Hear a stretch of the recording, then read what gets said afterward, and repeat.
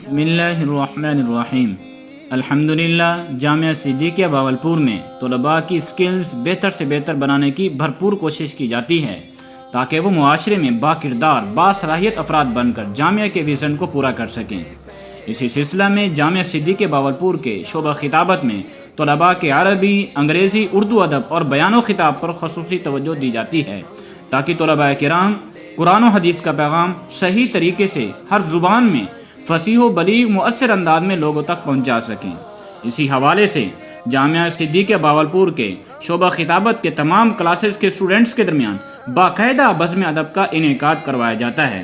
یہ بزم ادب ویکلی بدھ کی رات بعد نماز عشاء باقاعدہ طور پر ہوتا ہے، جس میں تمام اسٹوڈنٹس کا پارٹیسپیٹ کرنا کمپلسری ہوتا ہے۔